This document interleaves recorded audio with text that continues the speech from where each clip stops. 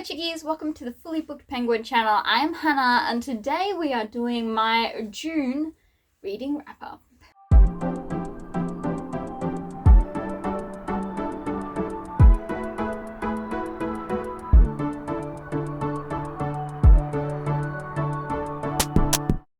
I was going to film this outdoors in the sun because my house is a literal freezer right now.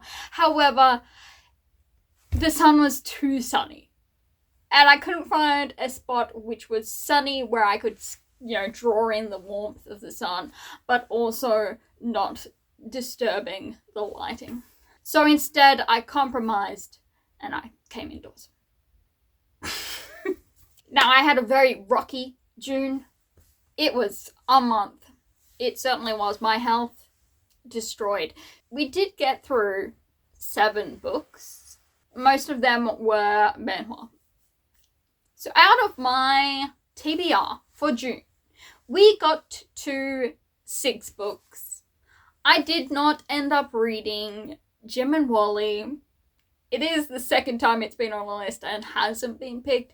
So going forward, if I put that on a TBR, we are reading it first in the month, okay? And then I also had the Itsy Bitsy Liar on there as well. Did not get to it. I did technically start it, but I read like a chapter, and that is as far as it went.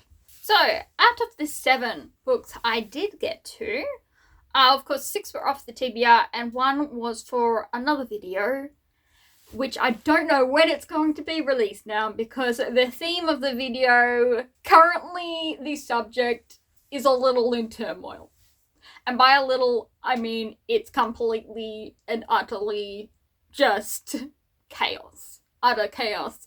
So one day you will see that video if everything is rectified with the topic, which hopefully it will, because that video is going to be so much fun. If I can do it. And what book was that, you may ask? So I read the non-fiction book Claude Monet, 1840 to 1926, and it is by Charles F. Stuckey, and then Monet, of course. So Charles put together pieces of artwork as well as essays and articles and letters featuring or talking about mostly Claude Monet, but including some pieces about the Impressionists. I haven't given a rating to this book because it's non-fiction and I'm like, I don't know. I don't know how to rate the non-fictions. So there were a few faults, so it wasn't like a 5-star book, but I don't know where to put it in the non-5-star category. Because I was intrigued. I liked it. I liked the different pieces of letters, mainly the personal pieces. Mainly the pieces about Monet and the nature of him and his characteristics and his little quirks. They were the most fascinating. I was also fascinated about his process and the process of other, friends he had. It was my first dive into Monet. I had never really thought about painters or the Impressionist era or any of that. And so this was my first dive in. And I actually really enjoyed myself. I did. Some of the quotes they had from Claude made me chuckle. It was funny. As a person, I could admire some of his words. Other more, choices of life choices, relational choices that he made, I was a little bit doubtful of. But we all make mistakes. And he made his choices. And I don't think anyone would ever claim any of these people were perfect people. But it's about his life and his art. And same with his art. Some pieces I'm like, oh, wow, pretty, 100%. And other pieces, I don't get the vibe. But it's still artistic. As I said, it does feature some photographs of the colour paintings from Monet. But most of it is these essays and articles. But then there's a choice by the publishers. They include black and white photos. And listen, Claude Monet was all about colour and capturing the natural colour of the moment. And these black and white photos of his work, I think he would hate that, to be honest.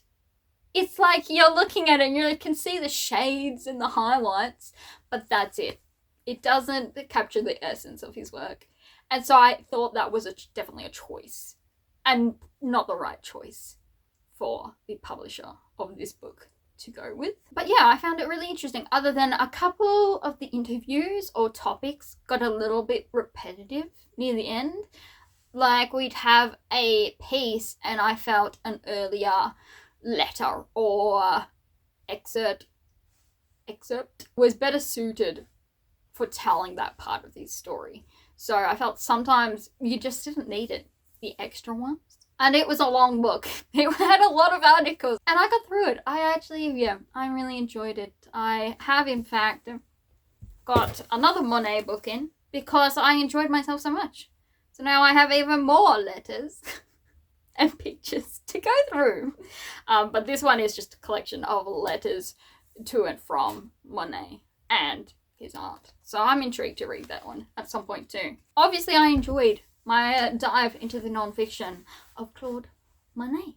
Alright, the next book on the list is Twisted-Wonderland, Book of Heartslabyul. This is the manga, and it is the fourth and final volume of the series. We wrap everything up. It's the final installment by Yana, Toboso, Wakana, Hazuki, and Sumire, Kowono. And this is a manga. It is a fantasy middle grade sort of level of understanding. Teen. It's rated teen. And yeah, it's a fantasy isekai academy setting. I've got other reviews for the other books in the series. In this book, we are following... I'll do a quick run through. In this, we are following Yu, real world person. He competes in kendo matches. One night he is run over, collected by this carriage and taken to the world of Twisted-Wonderland, where the villains of the Disney series are the inspiration between the dorms of an academy where they teach magic. But of course, Yu is just a little dude. He has no magic, and so he is given the role of janitor, but he connects with Ace and Juice, and then Grim, a little cat. Don't know if you can see that. And in Book of Heartslabyul, obviously we're dealing with the Queen of Hearts dorm. And in the Heartslabyul house, it is led by a warden, Riddle. And Riddle has some issues. I wouldn't want to live in that dorm, to be honest, because they have stupid rules. Queen of Hearts had some pretty dumb little rules and laws in her kingdom. Riddle upholds them. Like silly rules, like you can't drink a certain drink at a certain time of day, or you can't eat tarts on the happy unbirthday day, and all these sorts of things. So it's pretty ridiculous, and he is quite a stickler for the rules. And in this last volume, he's kind of lost his mind, and we get to see his backstory.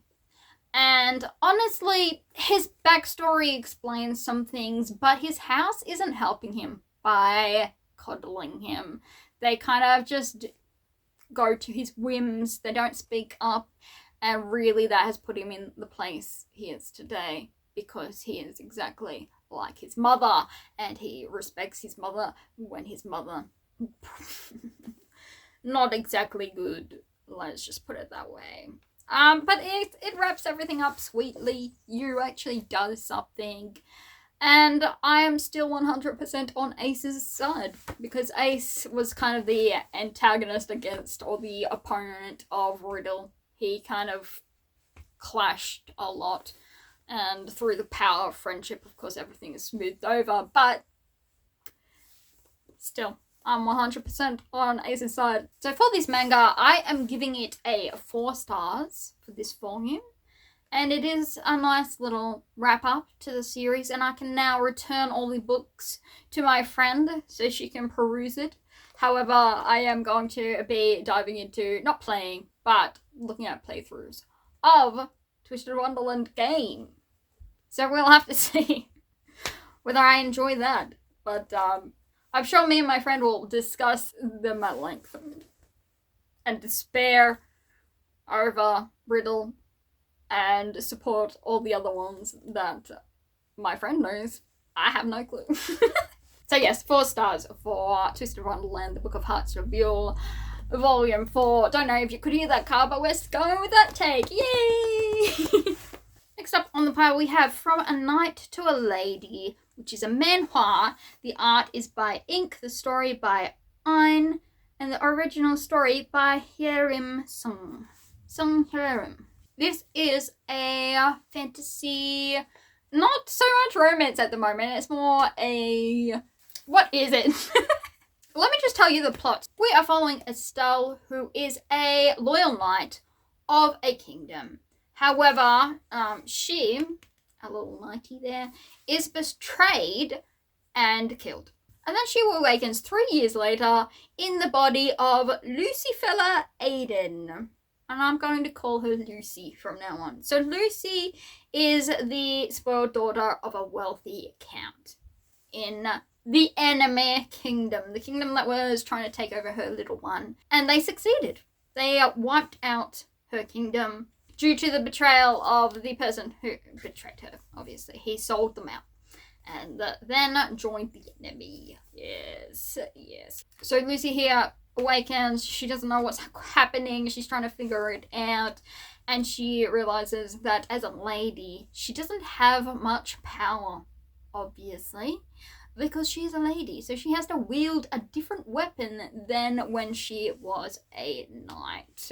And we discover that she may have been manipulated / pretending something. It's all a bit confusing.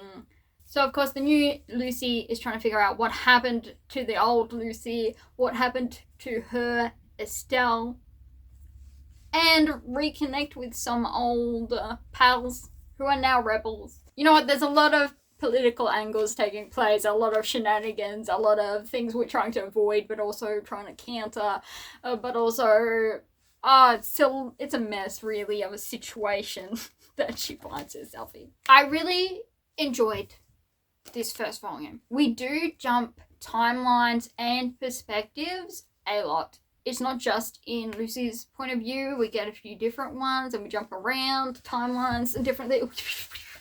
So we're just as disorientated as Lucy is, and so we're like, what? Lucy is strong, yet she's also adaptable, and she's still kind. And rather than jump to her own conclusions, she really assesses the situation and makes her level-headed decisions from there. And as for everyone else, I am undecided, because you don't know who's good and who's bad, who's plotting, who's not, who's a victim, who's the actual instigator. It's a bit complicated in that sense, which I love, of course. It's a bit of a mystery. I always like my fantasies with a little bit of mystery, like a little bit of whodunit and intrigue. I like those ones. Which is good because there is actually like a really quick murder mystery. And it's great. I love a little murder mystery that we solved. We solved it very quickly and it was great. 10 out of 10 because one of our blokes, I don't know what his name is, Zedekiah. Oh, that's right, Zedekiah. So Zedekiah is a duke who is investigating these murders, and so that was fun. I like that mystery murder. Also, the colours in this one are very almost muted. They're very purpley blue hued. So some manhwas are really bright and dazzling, whereas this one, not so much. It's got that hue, which is happy. My little eyeballs are very happy with the colour scheme because I love blue and purple. My favourite colour is aqua blue, but, you know, purple blue is suitably pleasing to the eyeballs. So for From a Knight to a Lady, I gave it a 5 stars. I loved it. It's a great introduction. I have ordered the next one. It should be coming in shortly. I'm looking forward to the next volumes. Very intriguing, like the little mysteries, little intrigues happening, and no romance so far. Currently, just a fantasy mystery, really. Okie dokie. Next up, we have Trixie Belden and the Mystery of Glen Road by Julie Campbell. And Trixie Belden is a middle grade mystery series, and this is book 5. Going to say 5 in the Trixie Belden series, and this was so disappointing. In this one we're following Trixie as she deals with a storm, like a hurricane coming through, and it messes up their clubhouse and they have to earn money for it to repair it.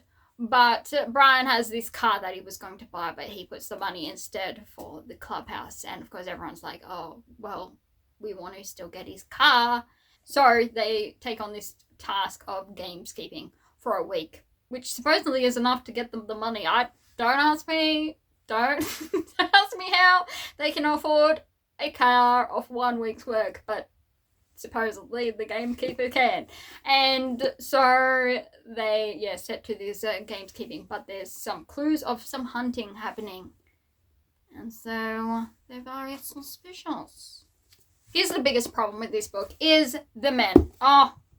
The writer, Julie, terrible decision, made the men misogynistic and horrible. So they use squaw and lazy squaw and a lot of sexism from the boys. And then the mystery was pretty much non-existent. You get like a third of the way through the book or halfway through and nothing has happened. Absolutely nothing other than a storm. And you're like, okay, but where is the mystery? Where is it? Why is this story being told? Other than to display the sexism of Trixie's brothers and Jim. And you're like, I hate these boys.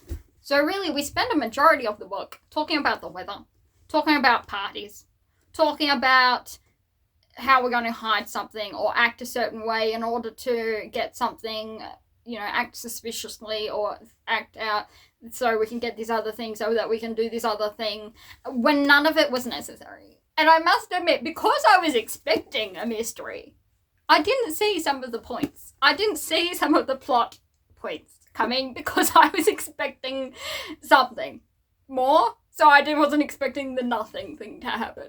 So I guess it got me because I was expecting more mystery. I was plotting out, that could be a mystery. And there was none. It didn't have a mystery, guys. And I actually bought this book, I think, because I didn't have it. I've always had some Trixie Beldens, and this was one that I have never read before. And now I can see why the heck I hadn't read it. And I am now regretting having read it, because it was a waste of time, really, and it ruined the characters. I regret reading this book. It is probably going to be the most disappointing book on my mid-year freak out tag. Let's be honest. Like, what was this? Why does it exist? Anyway, so I gave it like a 2.5 star because I'm like, it told a story. It just wasn't any good. See, I hate being mean to books, but also it had no real point. I don't even know whether it deserves the 2.5, to be honest. But that is what it got. So, for Trixie Belden and the Mystery Off Glen Road by Julie Campbell, it gets a question mark? Alrighty, on to the next, I believe the final manhwa on the list, and that is Villains Are Destined to Die, and this is by SUOL, and the original story is by Gwon Gyeoeul, and this is volume 5. This is a isekai fantasy, a lit RPG kind of situation. It is a girl who is reincarnated, transmigrates into a game that she was playing, and it is a dating sim game. And in it, she becomes the villainess, because there are 2 modes. There's easy mode where you play as the sweet heroine and, you get all the boys. And then there's hard mode where you play as the villainess, and she pretty much has a death flag with every love interest, but you're still trying to woo someone so you can win the game. And she has never won the game, but she has now found herself as the villainess, Penelope. Who is the daughter or the adoptive daughter of a duke, and she has horrible abusive family, just neglectful, sometimes abusive household, and nobody calls them out on it, and it's a mess of a situation, and she's like, get me out of here. Because in the real world, she had just escaped. She was just getting out of reach of her neglectful, abusive family, and she just finds herself with another idiotic family. But there is magic and mayhem at play, of course, and she has her other love interest, which is what I call bunny man, who is a mage. And then you have a knight who originally was a slave. And then we also have the Crown Prince, Callisto. Sorry, I will remember the other people's names. I don't mind Bunny Man. Bunny Man is in my good books. And Callisto is my main choice. And I hate pretty much everyone. The pink-haired brother. I'm warming to him. And the father. But Derek, brother. Despise him. And Eccles is, I get creepy, weird vibes from Eccles, to be honest. Who is the knight slave. This is so good. And I'll tell you what. Penelope is facing Gyeoeul time. She is accused of many crimes. And she must defend herself in a trial. However, she is sharp, intelligent, just wow. This girl. And with barely any help. She does get some help in the end, but really she does everything on her own. And it's incredible to watch. It's like, woo, go girl! And then meanwhile, you're giving the, like, a side eye to the brother. Derek. I hate Derek. And as I say, I don't like Eccles. And Eccles is unfortunately the path she has chosen at this point in time. So I am fearful. I am fearful for our girl, because she's putting everything into wooing or winning over Eccles, which makes sense because his, like, affection levels have increased the most and the most quickly. And so she's like, oh, that's my quickest way out. But as we all know, the quickest way out sometimes becomes a blockade. Like, there's no way out. It's a fake exit. So I am fearful for our girl, because she's really just putting all her eggs in that basket, really. She's got a few other things going on, so I don't think she'll be completely lost, but yeah, I fear for her mental well-being. And as I have hitched myself to the Callisto train support group, well, I am 100% just so happy with his appearances in this volume. He's he's being a nuisance to our poor Penelope, but it's with good intentions, okay? With the best intentions, he is just being a menace. As the events of this volume proceed, Penelope's anxiousness to reach an ending is leading her down a path that I don't think leads to her salvation and exit from the world. So it's anxiety inducing, because my poor girl, she's not escaping anytime soon, and I just know that she really wants to, and I want that for her too, but unfortunately it's not happening. So of course I gave the volume 5 stars. I love this story. It is, as I say, riddled with just you want your girl to win. You're just like, go Penelope! And of course I have a soft spot for Callisto, so that gives me joy too, but otherwise you're just like, come on, escape. You're equally wanting her to escape. Or at least the world to completely change, because at the moment it's all against her and my heart. Alrighty, next up we have a big book, and that is A Lord of Mysteries by Cuttlefish That Loves Diving, and this is part of the first volume of things called The Clown. And this is part 1, of course, of the Clown section. There are like 8 sections of this series, and each section has like 3 books in it. So it's a chunky series. It's a lot going on, a lot of complicated things, and wow. Where to even begin? It is a very, very popular series, and I am intrigued, but also terrified, but also I don't know what to think at this point, so I am going to finish the Clown section and make my decision. I'm going to preface this by saying that I am not an expert of the genre, or the genres encapsulated in this series. I am just a wayward traveller delving into a world of chaos and magic and complicated systems because the art was pretty. I got sucked into the portal by the art, and now I am discovering what is within. So this is a mystery horror sort of transmigration, but not really. It's more time travel-y kind of vibes into a alternate Earth situation. I don't know whether I can be short with this review, because a lot happens. We have a lot of mysteries that are unsolved, a lot of mysteries that are. So, with my tentative leap into the Lord of the Mystery series, I liked the mystery aspects. I liked the sibling dynamics. I liked the economical discussions and the little things that sort of flesh out the world. And sort of those sort of topics that are lightly discussed. Not full into it, you're like, oh my goodness, I'm in an economic lecture.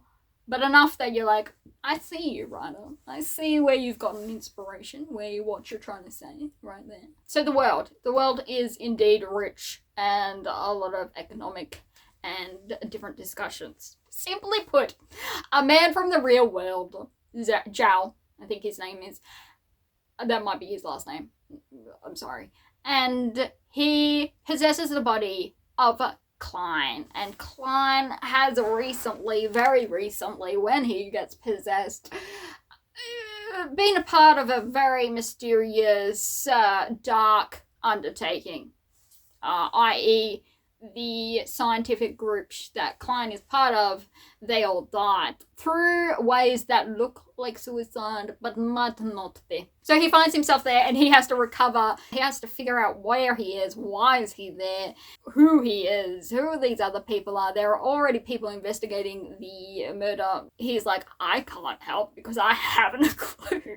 Anyway, so he ends up joining one of the groups that came investigating because they were like, you seem okay. I think it was just you were possessed or you were influenced by this diary that you and the other scientists, the researchers had. And so now we need you to work with us so that we can track down this diary and put it behind bars. Because the thing is, there are churches or organizations that are hunting down these almost corrupted relics or organizations and cults, things like that, in order to destroy them or lock them away so they cannot have their dark influence on the earth. But what I really liked about it was even the methods that the good guys use, it's a double-edged sword.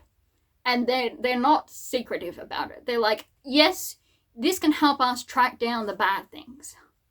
But unfortunately, to track down these bad things and defeat these bad things, we dance the line. We're on the cusp, so if you do something wrong, you do the wrong way of doing it, you will end up insane. And you have to weigh up that cost, and you will be trying to fight. In order to fight the bad guys, you kind of need these systems that we've put in place that give you these magic insight and all that sort of thing.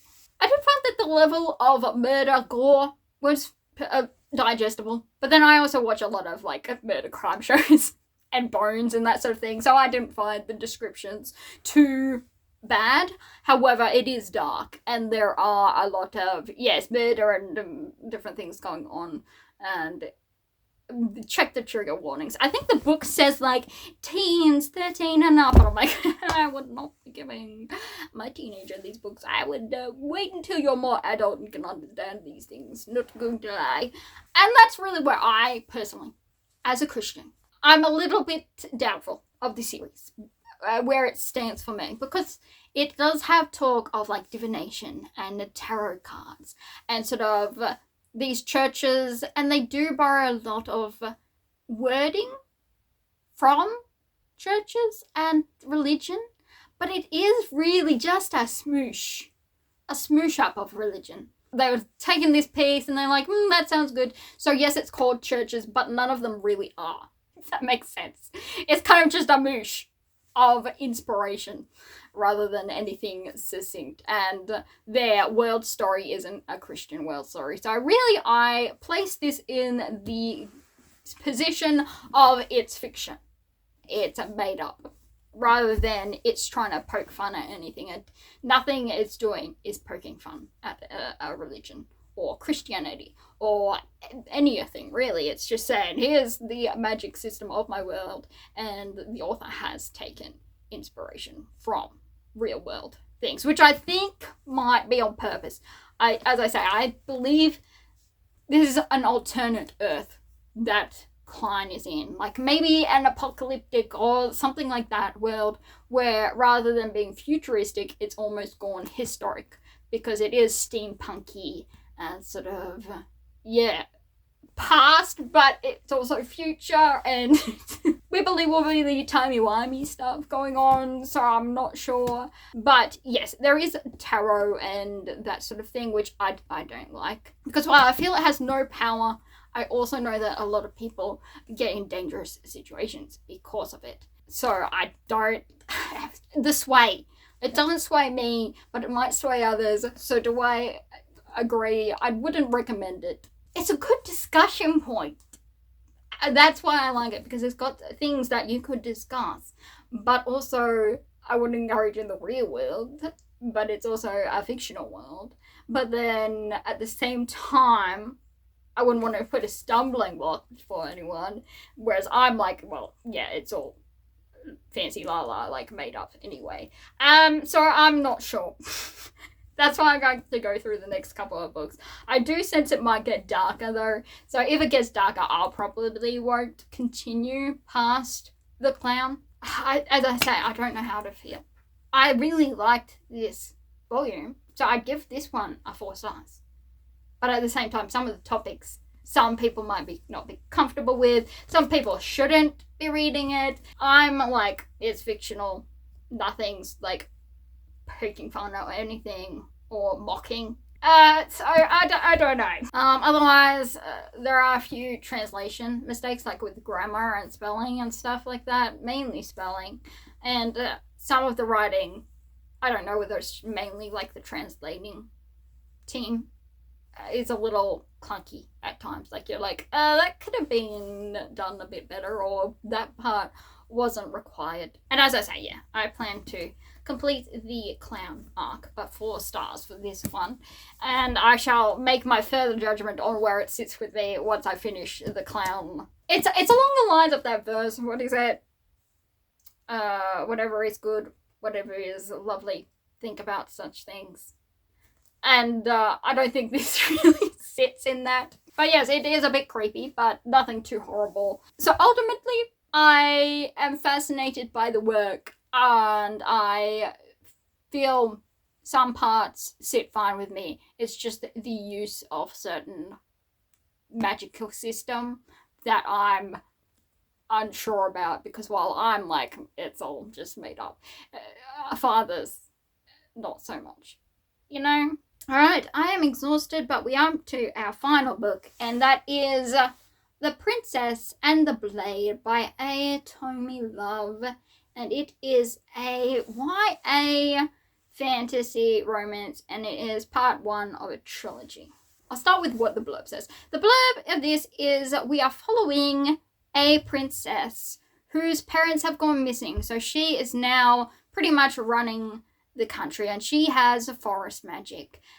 But it is out of control because her emotions and everything over her parents' disappearance, and now she's trying to step into the role, but she doesn't want to step into the role, and so the whole situation has her unbalanced, so her magic isn't working as it should be. And then we have Hoach, who is a knight that the kind of captain of the guard has brought in. The captain is a magey bloke, and he found Hoach and has brought him in. And there's some mystery around why he did that. And Hoach doesn't show emotion. He just does whatever he's ordered.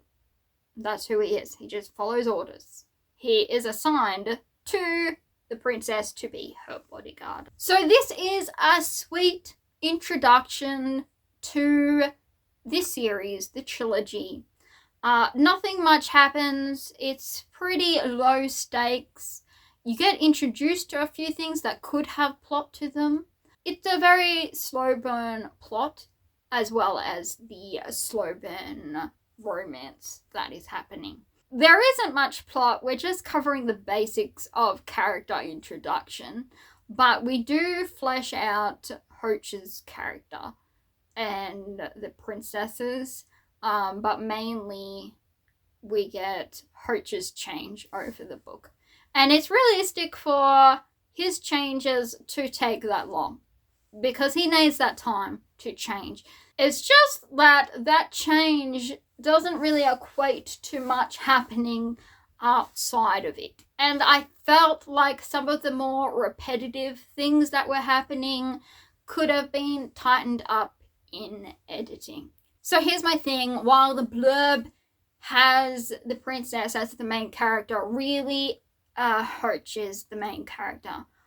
Even the parts where we're with the princess, or we switch POVs a lot, which was another thing I wasn't sure about, whether we needed to switch to just random other side characters. We weren't just with, like, it's third person, but we weren't just with the princess, or we weren't just with Hoach. We were sort of changing perspectives with other side characters as well. Even the parts where Hoach wasn't there, they were thinking about him, or making discussion about him. So really, Hoach was the main character, with the others thinking about him and his actions and the complications that formed.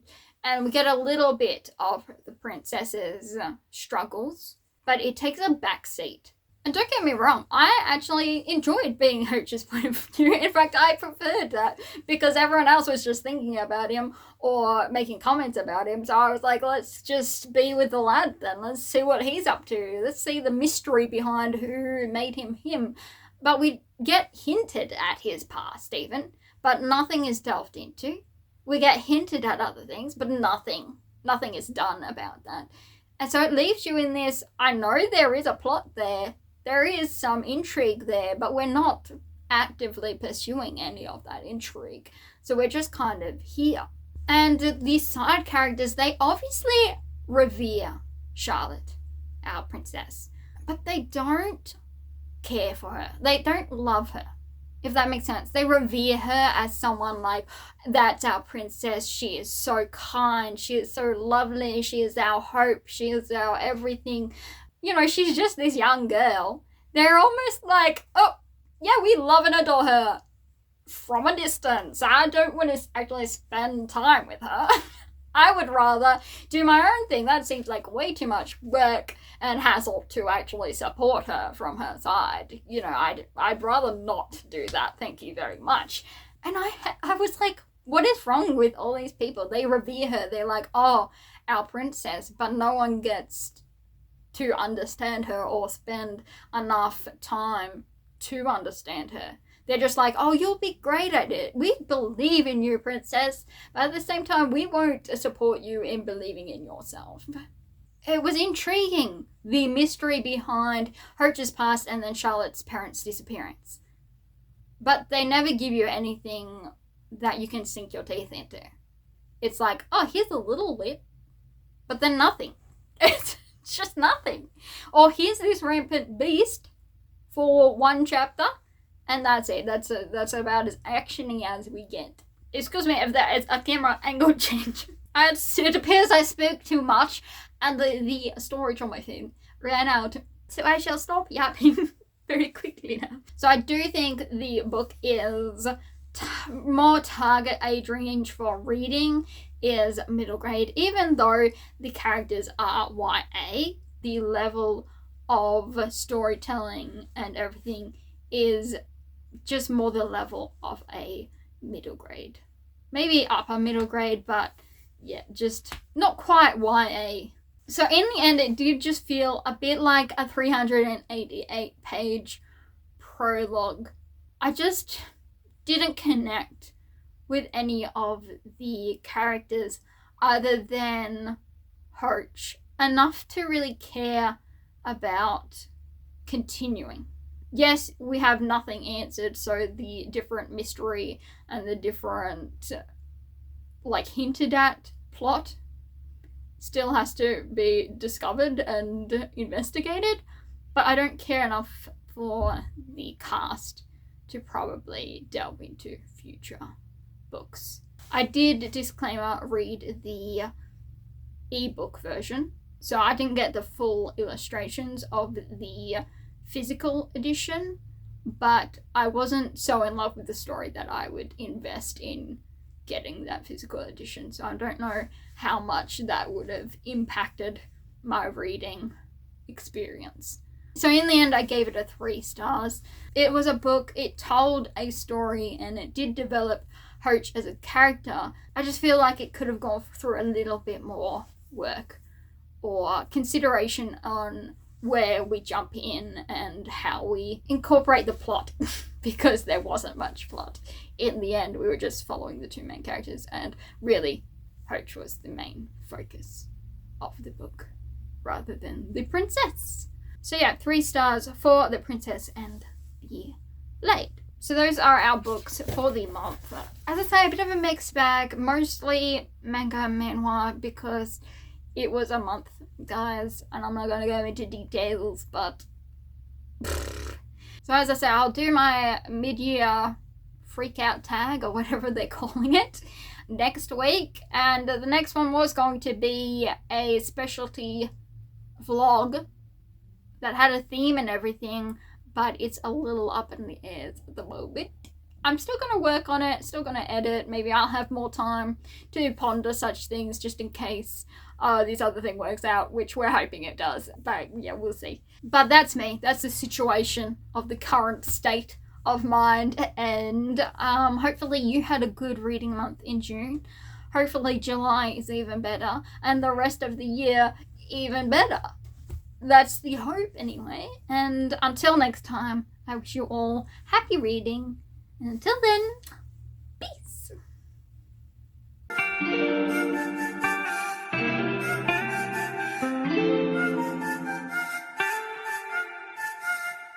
T26